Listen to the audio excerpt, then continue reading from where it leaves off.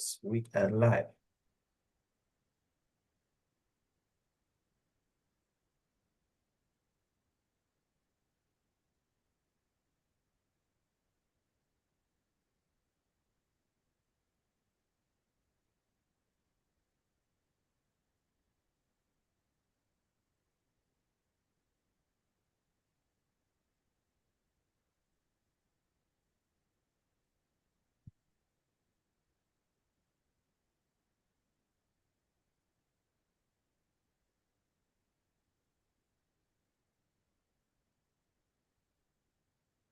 Transit Sports TV back again. We are back to the studio.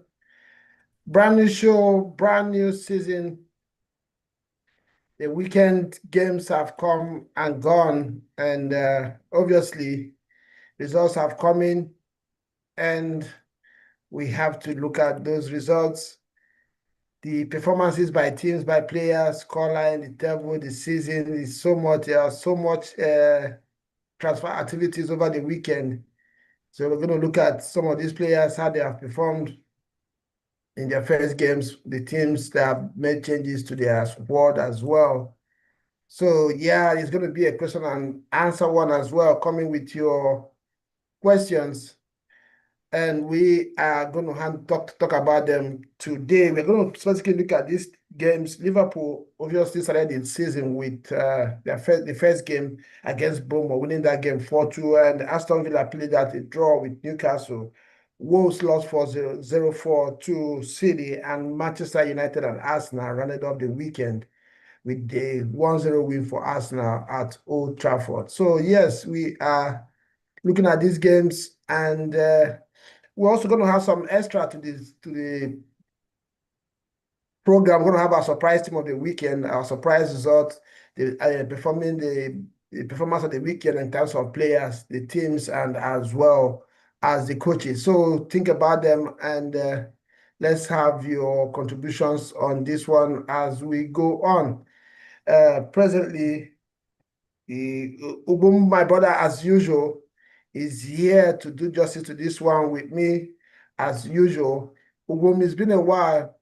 Welcome back to the show. Oh, thanks, man. Thanks, Reddy. Nice to be back on Transit Sports TV this time, no longer Transit TV. A wonderful rebranding effort. We invite everyone to join us as this channel continues to grow from strength to strength. It's a pleasure to be here for the new EPL season that just started over the weekend. Yes, it's always a joy to talk football with you. I mean, we have our arguments behind the scene, but it's always. And guys, before I go on, you can see, like we mentioned, the new rebranding of the channel. A lot of results came in. A lot of the branding for us. We changed our name, changed our logo.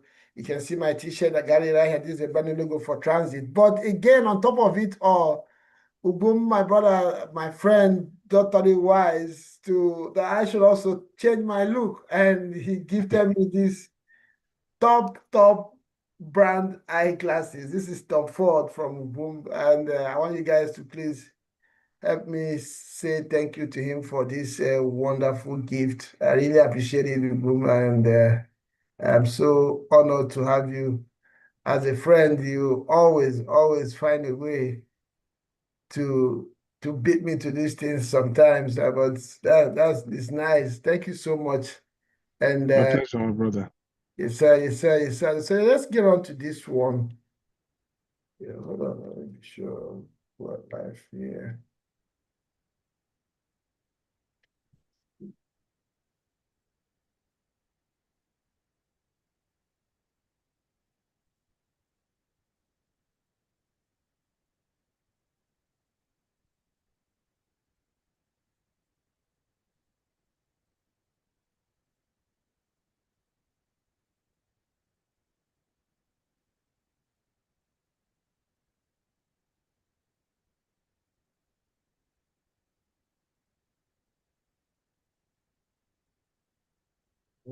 Hold on 1 second.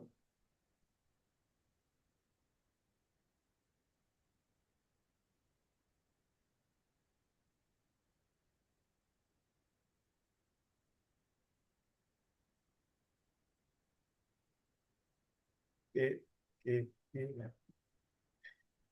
Yes, as usual, we have our man John always first to the stream already and waiting for you guys to join in. Yeah, so like I said, we're going to start today with the first game, Liverpool, almost three away, 2-0 lead against Bournemouth. I don't know if we're going to look at this one, how you're going to look at this one from Liverpool perspective or Bournemouth performance. What's your take on that game? Well, we'll look at it from both. I thought it was quite interesting. What a way to start the league season. Bournemouth was a team that I didn't expect much from against Liverpool, considering the players that they lost. They lost some really important players, especially in defense. Their top choice center back pairing. They lost one to PSG, one to Real Madrid, and that tells you the level. Look at two of the best and biggest teams in the world, but they are two top first choice center backs. Then their left back was bought by Liverpool. That again, tells you the kind of team that they had. So with all that, they were able to keep Semenyo, who was a very important member of their squad For now, for now. Well, I don't think they're gonna do. He just signed a new contract two weeks ago. So you know what all these new contracts mean. Sometimes they are signed just to get bigger uh, yeah, sign-on fees. yeah. So I didn't expect much from them. What I knew though was that their coach, is a very, very solid manager. Part of the Basque coaches from the Basque region that have kind of taken the world by storm lately. So, the game started, and then Liverpool didn't see what they were expecting. These guys came to match them play for play, intensity for intensity, passion for passion, skill for skill. And it became a really tough game, though Liverpool got into a 2-0 lead early on. But Bournemouth didn't give up. They kept coming. Their fitness level showed in the way that they fought from minute one to the last minute. But they deserved much better than that 4-2 loss, right? But Liverpool again showed why, they have the star players. When it was time for the star players to do what they do, the more none bigger than Mo Salah did what he does, so he took his chances. Liverpool ended up the winners. For Liverpool, a lot of changes, of course, were made to their team. They lost some key players that, in my opinion, will hurt them. We have Diaz and Nunes. Nunes, for all the ridicule he went through as a Liverpool player, also has this penchant for getting into scoring positions and taking lots of shots. And so when he wasn't there and Diaz wasn't there, Liverpool lacked a bit of ideas, especially. And then, of course, excuse me, of course, the loss of Jota contributed as well. So these are three very important players for Liverpool. So when they looked for solutions, they couldn't find. They had to bring in Chiesa, and of course, they counted on Salah to do what he does. So yeah, what a wonderful testament for the EPL. Yeah, from tactical perspective, can rate the two coaches or analyze their performances? Right. Technically, of course, I rate Raiola very highly. He did very well. Anna Slot came in to the EPL as a bit of an unknown quantity and took the league by storm last season. I thought he did really well using the squad, bringing out the best in them just by tweaking one or two things. Now, for that game, we could see that Gravenson wasn't there. Gravenson was a miss for Liverpool. I thought with him there, they may have had a bit of a tighter control. But on a slot, something he goofed in the terms of his first substitutions, right? Bringing in, exchanging the fullbacks that he had that were rampaging for someone that's supposed to be a midfielder, played him as a right back, Endo, and some of the changes he made opened up the field for Bournemouth to really put pressure and quickly got the two goals back. I'll give an slot credit though. He tried to fix when he saw that it wasn't working, he tried to fix it. So that's what top coaches do. You may make a mistake, it doesn't work, you do something drastic immediately to make sure that you restore, your team's lead. And that's what Anna Slot did. So yeah, I will rate both quite highly. Yeah, for me, obviously, for Bournemouth, like you said, they gave Liverpool what Liverpool did not expect. I don't know if Liverpool did not expect it or they were just taken by the storm because Bournemouth, even last season, they finished ninth, the top 10 on the table. So you already knew that they were a strong squad, and I wasn't surprised by. In fact, if there's anything that surprised me, it was how careless they were, especially in the middle of the park. They were losing possession a few times after they came to 2-2. And I believe that they got carried away by thinking that they could win that game and play like Liverpool were at the same level with them. So, yes, on one hand, I'm going to give their coach a very, very high rating. The way, first of all, they were 2 goals down and they believed and worked and used Liverpool's deficiency, which was the gaps at the back of their two fullbacks. Because I said that before the season started that they were going to have that problem. So Bournemouth attacked those two wings, especially from the right side of Liverpool in defense, and got their goals. So I expected them to. He came to Anfield. I know, yes, it's good to have the mentality to win your games, but Bournemouth at Anfield from 2 goals down, you're 2-2. I thought it was going to short shop and try to go to take home the 1 point. But they continued doing the same thing, being expansive and opened up. And the second one was Salah. I said this so many times last season. Once Liverpool get to those 75th minute, 80th minute, and the game is not done and dusted, you start to see those diagonals from especially Van Dijk to Salah. And they started doing that. They did about 4 times. I was surprised that Bournemouth still did not double up on Salah. Those diagonals kept coming. If you remember, the third goal came from as a result of that. But at that time, Szoboszlai had joined Salah in that position. So when that ball came in, there were two of them. Salah miscontrolled it, and Szoboszlai got it, gave it back to Salah, and he put in the cross that got him the third goal. And from there, the rest became history. So yes, I rate Irola for what Bournemouth did in that game, at least for the first 60 minutes. But after they came to 2 goals, 2-2 draw, I felt that he was a little bit naive. Then on the other hand, Anna Slot for me has shown that he is a top coach, like you mentioned. But the only thing I'm going to say is in this game, like you mentioned, I was shot. I had a live stream on that game. I don't know how on earth, I don't know who told him, who suggested to him if he was one of his coaches to play Endo as a right back. Even as a defensive midfielder, he's not that strong. You don't know he's physically, he's not a player that you're going to get a lot of physical attributes from. Play him as a right back. I don't know if he was imitating what Arteta did with Partey in that position, but that didn't work at all. Semenyo is a very powerful player, and he has pace and tricky as well. So you're not going to expose Endo to such that kind of opposition, and that they paid for it. So yeah, give and take. Liverpool got their 3 points, four goals scored. At least they've not lost their attacking threats. Like you mentioned, they lost Nunes and Diaz somehow. Ekitike and Viggs are pushing to replace those contributions for Liverpool. Yeah, we move to. Okay, then before we go, something happened in that game too. Very, very.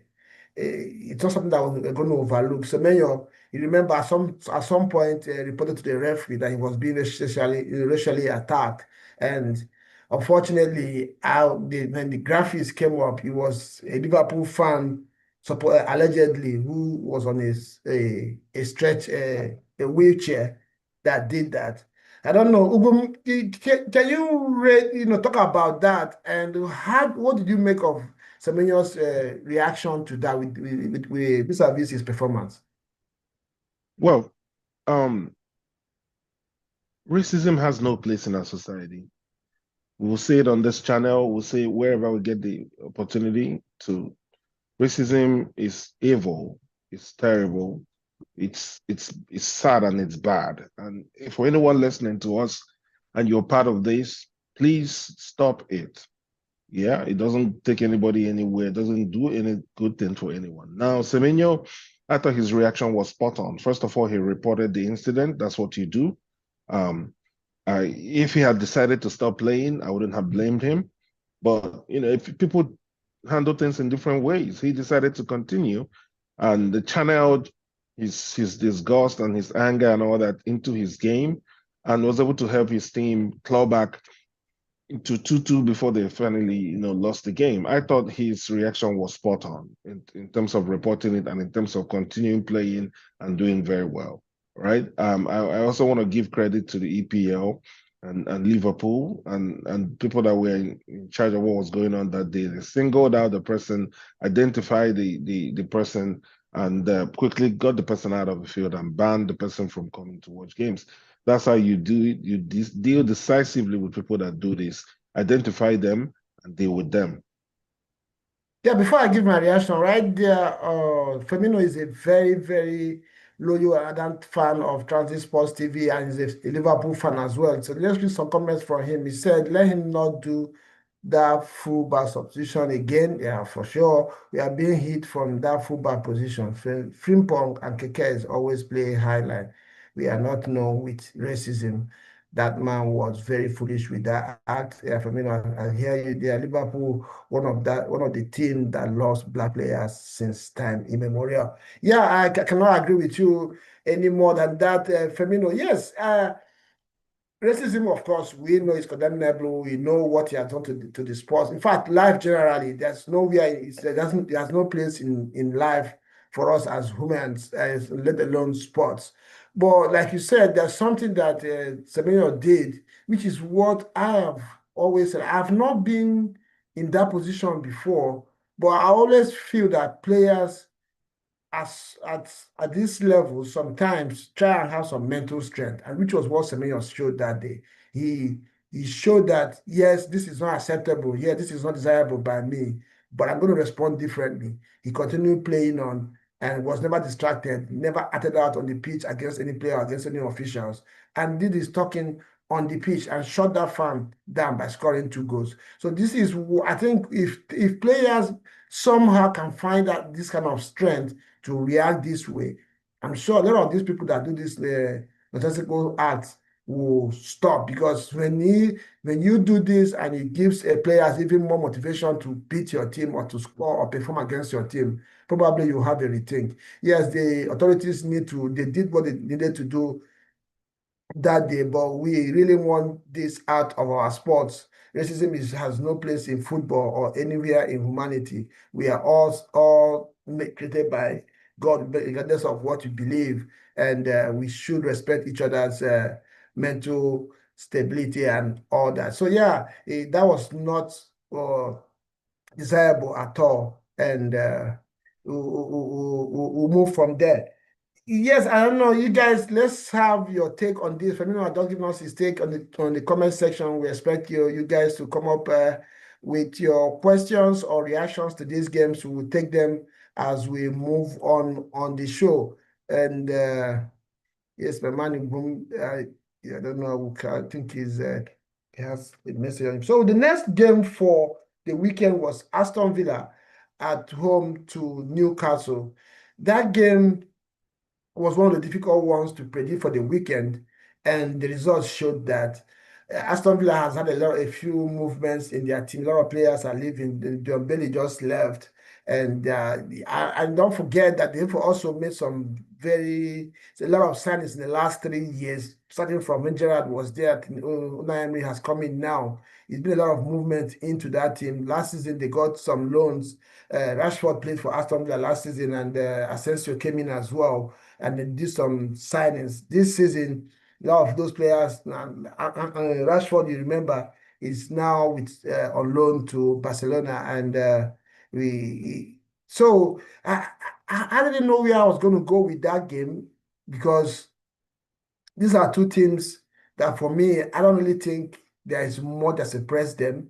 If you remember last season, they also went to for the fifth slot on the league table to make the Champions League in the EPL. So I expected that draw to come. Tactically, I didn't really see much to talk about. I just feel that it was a typical first game of the season performance from both sides. It was more of a desire. It was more of trying to get a result. It was a little bit end to end. At some point, when Aston Villa needed to defend, they were strong defensively. And if you remember, Aston Villa have become a very difficult place for teams to go away to in EPL right now, presently, because of what the team has built. But they still lack that top team mentality to go and kill off games or score goals. What's his name? Their striker on the Walkins tried to do his thing, but his body language for me looked like somebody that really wants a way. But I don't know what you made of that game, Newcastle versus Aston Villa at Villa Park. Um, people said it was a dull, boring game. I didn't find it boring. I thought it was a typical EPL intense game Yeah, of end two to end. sides. Yeah, end to end, two sides that were fighting. I enjoyed the game. Both sides had opportunities to win, which they couldn't take, and both sides are struggling with departures and bringing in players. So, I thought probably Newcastle, based on where they are with their squad presently, should have won that game, but they didn't. And then, of course, Aston Villa also got a red card, which gave Newcastle numerical advantage. They didn't take advantage of that. So, yeah, um, I enjoyed it. Let's see what happens with those squads in the next 2 weeks as they reshape everything. Once the whole transfer season is over, then it's down to business to see everyone will fall into their rightful place. Yeah, it wasn't boring. It wasn't but what I made from the game was it was more of a typical first game of the season performance from both teams. They were just going for it. I see Firmino there. He says Costa was foolish to do what he did.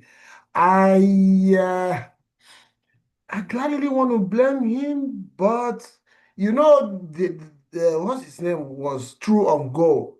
I think that was Anthony Gordon, and he can be a good finisher as well. Maybe, sometimes in football, you take one for the team. I mean, they ended up getting a draw in that game. Maybe that was the best thing that he did because Newcastle has scored that goal. And remember, at that moment, Newcastle were on the ascendants. They had upper hand in that game. So I kind of don't really blame Konsa, but unfortunately, he's going to miss the next game for them. I don't know how they're going to deal with that. So I hear you. You said Firmino Konsa was foolish. He deserved the red card. Of course, it was a red card. Hard to see Watkins replicate what he does. Yeah, I mean, let's see. I think Watkins want away from Aston Villa, but it looks like the offers are not coming. So let's see if he's going to be there at the end of this month. Uh, so before that game, who did you expect to win that match?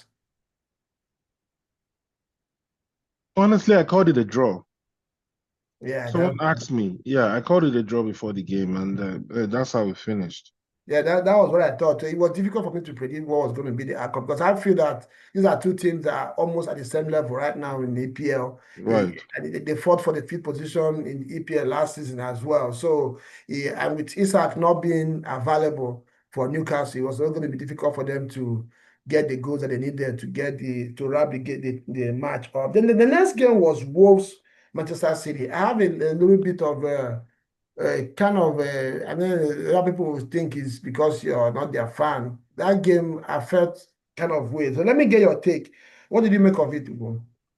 Wolves City. I thought Wolves started well, but City again showed, their supremacy in terms of personnel, in terms of efficiency, back to their system of passing and passing and passing and being dominant with their passing. Wolves, yeah, it's gonna be like this for most of the season.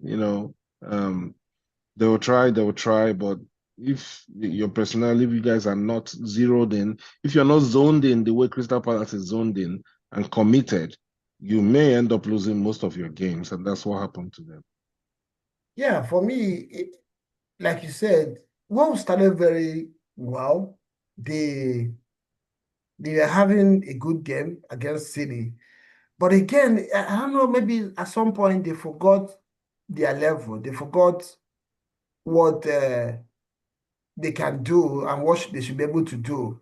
and became very expansive, very, very open. And obviously they were getting at City for sure. They were really having a good game against City. But everybody should know where they belong.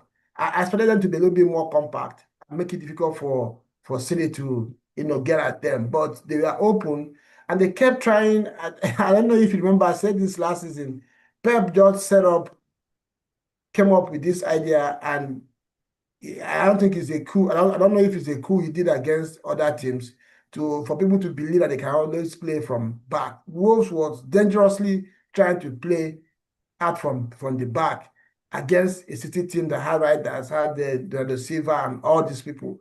And a few times they got away with some mistakes, but the fifth time trying, City got their goal, and the rest was history. And still they kept doing it. Yes, on one hand, you can say kudos to their coach for sticking to the plan and trying to make them a certain way. But I feel that sometimes you need to adapt your approach to games based on what the game is giving you and who you're playing against. You don't just come into games and lock your mind. This is what I'm going to do. I'm going to do regardless of what happens. And I feel that's the reason why Wolves lost that game to City 4-0. Even they were going to lose that maybe 1-0 or 2-1 or something like that, because they were having a bit of a good game. And there's something that you always say, that EPL is a confidence league. If you have that fear factor in you, teams will respect you and back off, and you probably get your games right. But once they lose that fear factor, they'll come at you. And that's what Wolves showed yesterday. They showed that they didn't really respect City that much. Then their fingers got burnt as well. Then I don't know, what did you make of City's additions, and which one of them really impressed you? Um, oh man, I've forgotten his name. The Dutch guy Riders, running midfield. riders, Right. Tijani, named after riders. Tijani Babangida. He was named after Tijani Babangida, actually. Wow. Yes, that's why he got his first name is Tijani. Yeah, he did. He was very good. I mean, from AC Milan, I noticed him. He went from Dutch league to AC Milan. Really played well, and then earned himself a move to City. And he's shown how good of a player he is. Ryan Cherky, who they bought from Lyons, very skillful, also showed his mettle when he came on. Mm. Oscar Bob, who was a very wonderful talent before he got that bad injury that made him miss a whole season. Yeah. He's back. He's going to be a problem again for EPL defenders. So City have really, really bought players.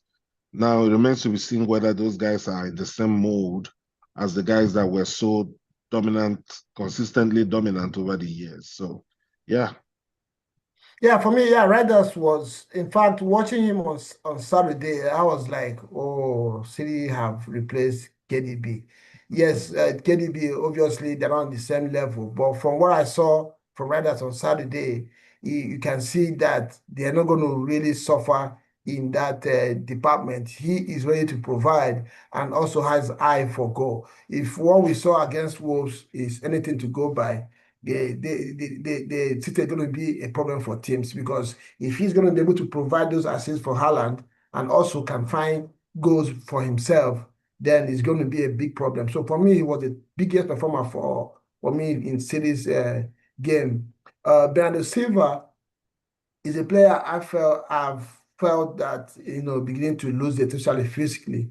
But in this game, he looked really, really fresh, and he was up for it. He did a lot of good things for City as well. And I believe City are still have issues defensively. They need to sort that defense. The defenders are not really good from the way I see them set up. So they're going to rely a lot this season on their strength going forward, try to find those goals as early as possible so that they can win games. But if they play against teams who are strong enough to come at them, to play against them as well as defending, it's going to be a little bit difficult for them if it's based on what we saw. But I mean, this is the first game of the season. Wolves is a game.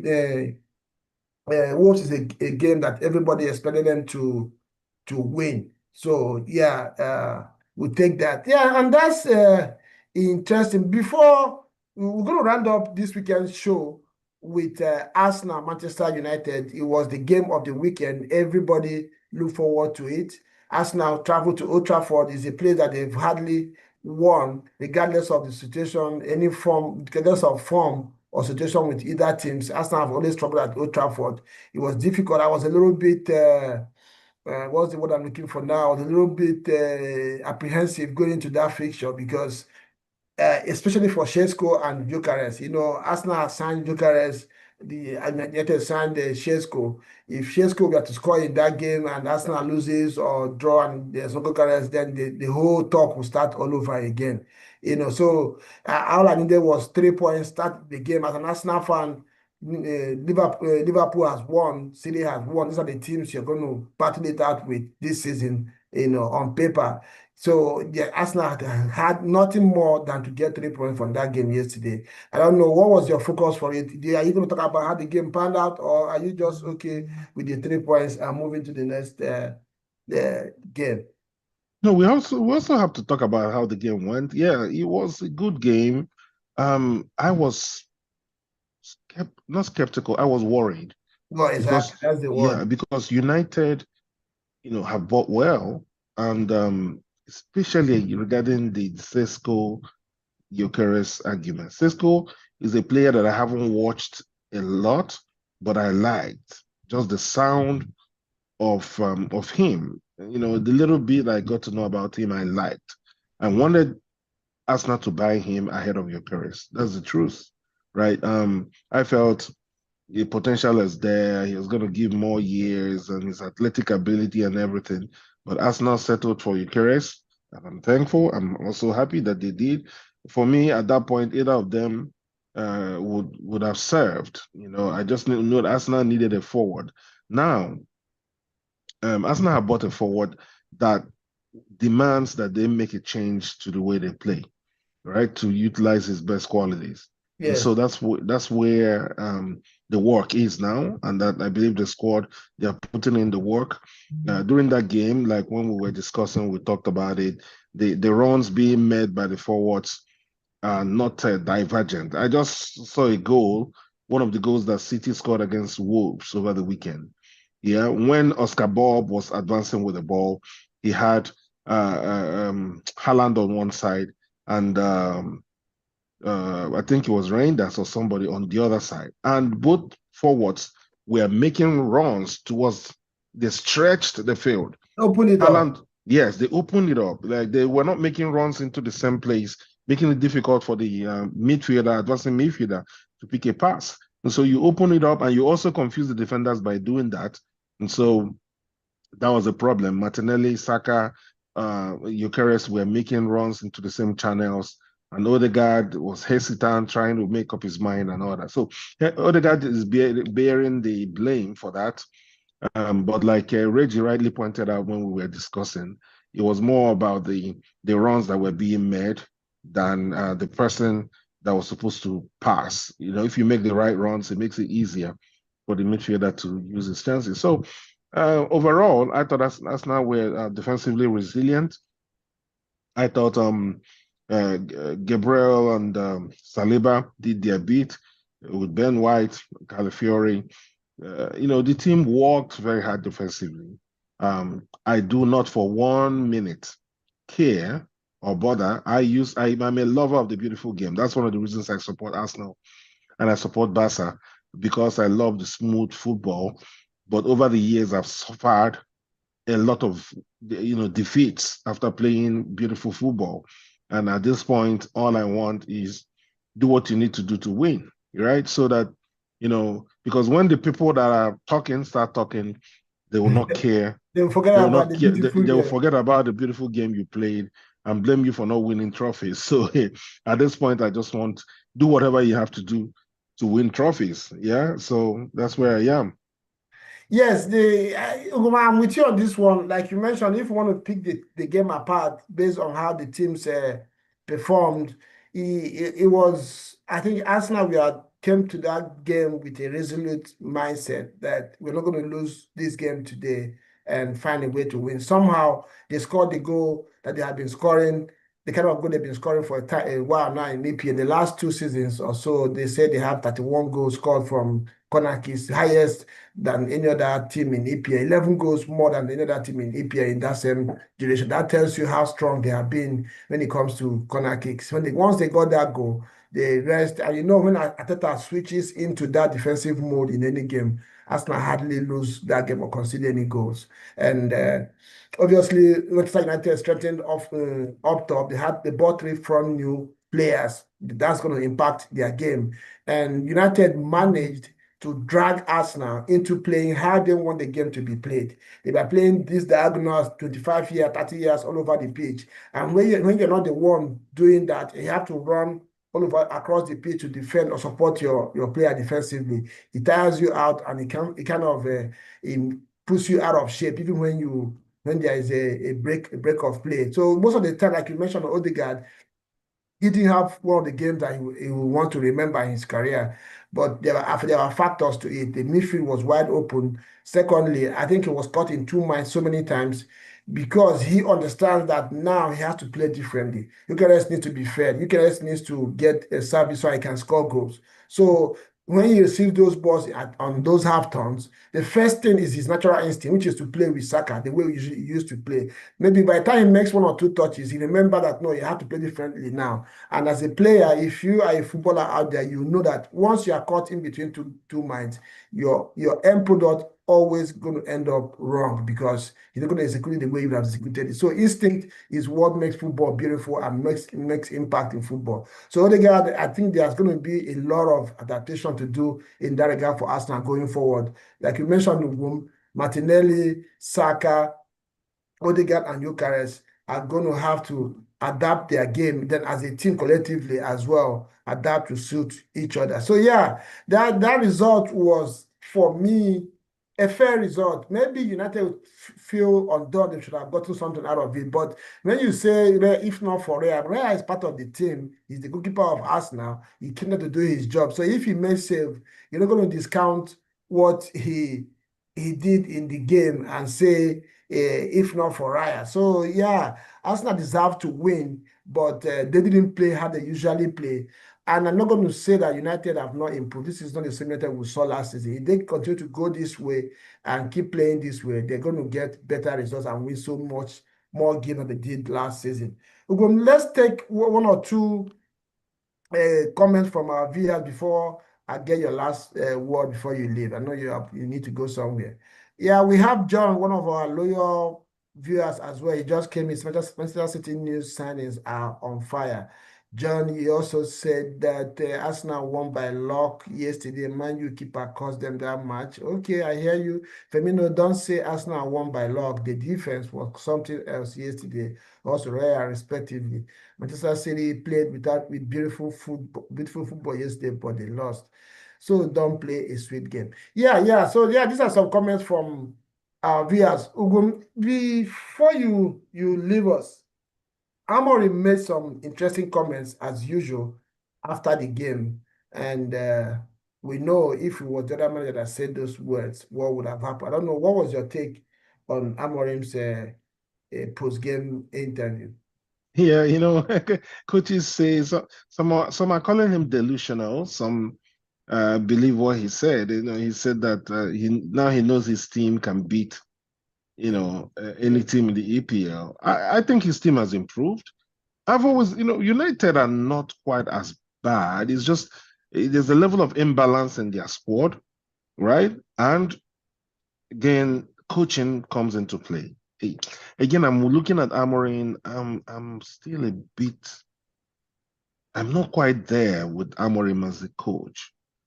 I'm trying to see what he is trying to do and the clear changes that he's making to the team and the improvement again of certain players, playing under him. And this season will show us whether he is what we think, he is, whether the hierarchy of United were right in hiring him. So let's see how things go. But after I saw his comments after the game, I took that with a pinch of salt. He's a young manager trying to deflect pressure trying to get the fans to believe more, get the players to believe more, and tell them that exactly it's not exactly just what you're seeing. There's more happening than you're seeing. That's essentially what he's saying. We've been there with Ateta in the past, and Ateta was crucified and still being crucified for making those kind of comments. But there was improvement in his squad, but no, Yeah, not that. for me, those comments Mm. didn't look intelligent. You can't say if he has said his team is better and they're going to win way more games than they did last season, that would be different. Yeah, you're not going to talk about beating any team when you just lost a game. That's where I have an issue with it. And like you said, based on the changes, Amorim is a coach that I like, and I like his philosophy about football. The issue I've always had with him is you trying to play what bring out the strength of his players. That's where I have issue with him. He's too adamant to play the way he wants to play. Now he's trying to rebuild his squad. United last season lacked goals, we know. But he's trying to rebuild his squad now from forward. Yes, it's okay. You can say if you can score goals, you win games. But we know that in EPL, defense is very, very important because teams are not scared to lose. They will come at you. I don't know this building this squad from front if it's going to be effective for United because you can say if you score more goals, you win more games. These teams, a lot of teams in EPL are good defensively, and they also have runners. So every team is not going to be Arsenal that wants to play, that also want to keep the ball. There are teams that want to run, that their game is get the ball, also do what United does.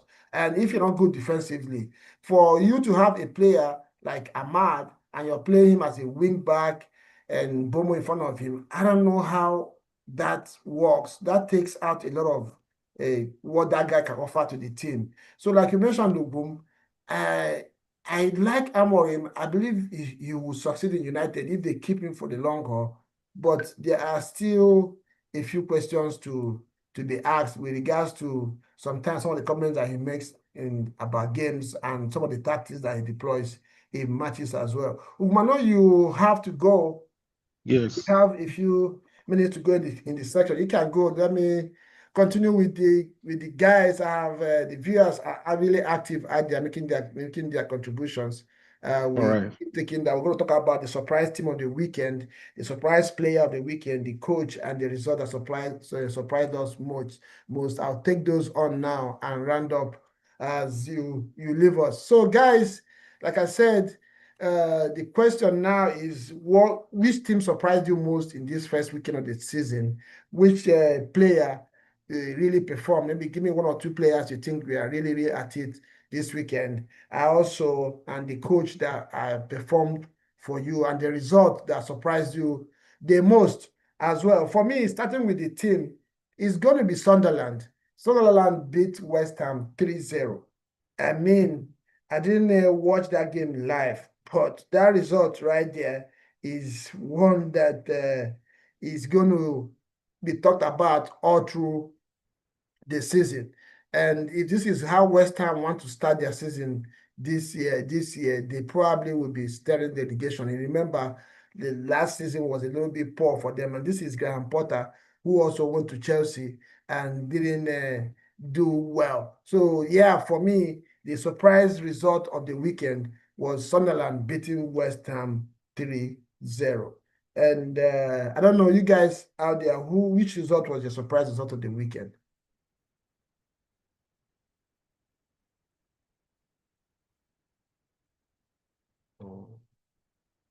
Then, yeah, before I get your contributions, they are waiting for you guys for me to say Sunderland surprised me the most. Obviously, me as well. I was, I didn't watch the game because I was playing soccer myself, but eventually I went to watch a replay and I'm like, what is going on here?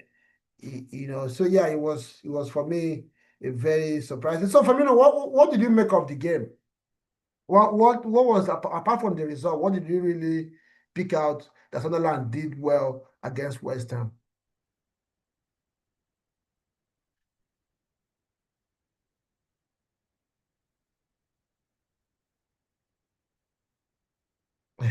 When they say as a point, you started mocking West Ham. Yeah, they were really a joke. Couldn't even find a goal and conceded three.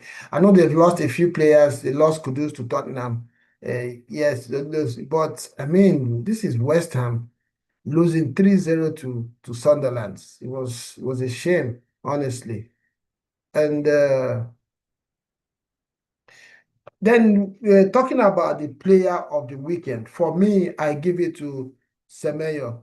Semenyo for me was my player of the weekend, and for so many reasons. First of all, he got the two goals that brought Bournemouth back to 2-2 after going two goals down against Liverpool. Then for him to find the strength after being racially attacked by a Liverpool fan also showed what he's made, the kind of player that he and what he's made of. So yeah, for me, I will pick Semenyo as my player of this weekend. I know Haaland got his goal. I know Salah did what he does best. I know for a team like Arsenal, Gabriel Magalhaes stood out in that defense, and so many other players out there. But I will pick Semenyo for me this weekend. He had performed every other player this weekend. Yeah, so that's my choice. I don't know who your choices are out there. Uh, let me know. You say even bringing some African players, they really perform well end to end product. Okay, yeah, that's you're talking about Sunderland right there. So who was your best performer? Which player stood out for you in this first weekend of the season?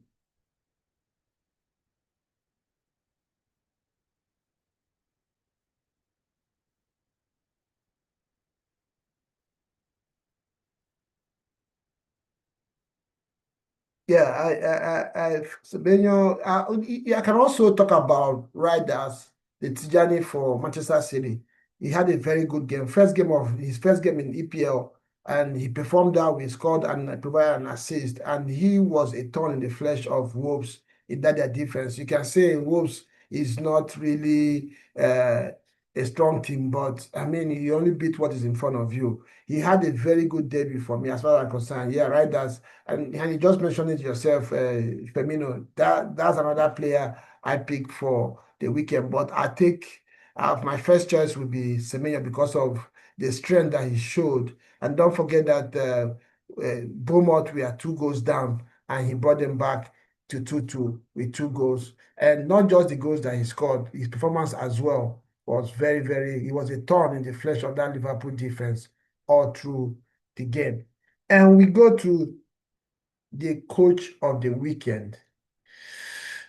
He had to go to Sunderland coach, but I was going to, until Liverpool scored their third goal and the fourth goal, I was going to give it to Iraola. But he threw it away, honestly, because like I said before, at at the going down two goals and coming back to 2-2 and still being staying expansive and throwing away that draw.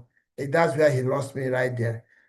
So I'll pick the Sunderland coach. He just came from championship and beating an EPL team 3-0 on day one, keeping clean sheet and scoring three goals. That's by any means no mean feat. Then I go to what's his name? And a slot like we mentioned at the beginning of this stream, he made a mistake and corrected it in the same game and got his win. So maybe we'll say kudos to an slot as well. But my first choice would be the Sunderland coach coming into EPL for championship, first game of the season against West Ham and winning 3-0, keeping a clean sheet. I don't think any other coach should lay claim to that award if there is any award for that. And from next weekend, we are going to at the end of this stream, I'm going to put it down. This is going to be our prizes for the weekend. So we're going to have our surprise, our team of the week, our player of the week, and coach of the week and result of the week. So you can send in your prediction before the live stream or as the stream starts. If your stream, your choice matches the choice that we'll pick at the end of the stream, then we will have a prize for you. This season on live stream, we are going to get, I'm going to only give people who are on the live stream. You don't send in your predictions and just go home and get out. No, we're going to work with people who are live on the stream. We're going to give away a lot of jerseys, the teams that you support, and other prizes as well. You can also get some Transit Sports TV gears as well. Yeah, John, you said Richarlison fly kick goal will be nominated as best goal of the week. Oh, yeah, I think he's a contender. He's a contender, a huge contender for goal of the week for sure. So no one is talking about Sutherland. Now, I already mentioned them. As maybe we are not live, we are not here when we're talking about them. Sutherland did for them to come from championship and score 3 goals and keep clean sheet against an established EPL team. That is in nowhere close to being a main fit. Yes, for me, they were the team of the week, and I rate their coach as the coach of the week as well. Then that would have taken us into the result of the weekend. Obviously, Sutherland was the result of the weekend. Manchester City beating Wolves 4-0 is not news. For Sunderland to come from the championship and beats an established EPL team 3-0, keeping clean sheet, then that gives you there was no quiz for this weekend, John. So what I'm saying is coming from next weekend, we're going to be having votes, the result of the week.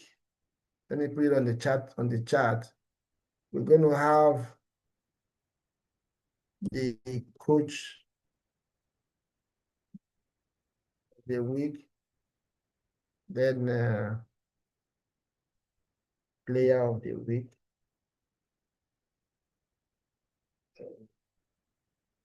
Yeah, that's it for now. Result, coach of the week, and player of the week. Then we can also have a surprise.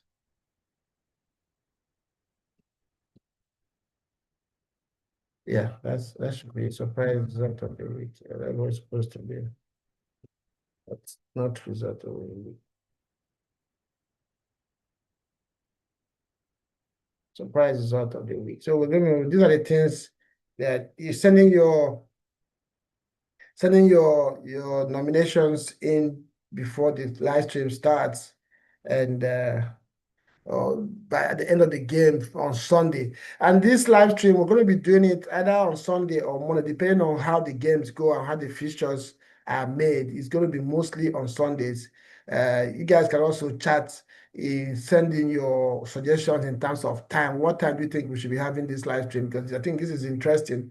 We should be having this interaction every week to discuss the results, the performances, and the games as they came, and start predicting our results. We are going to also build into predictions as well for results.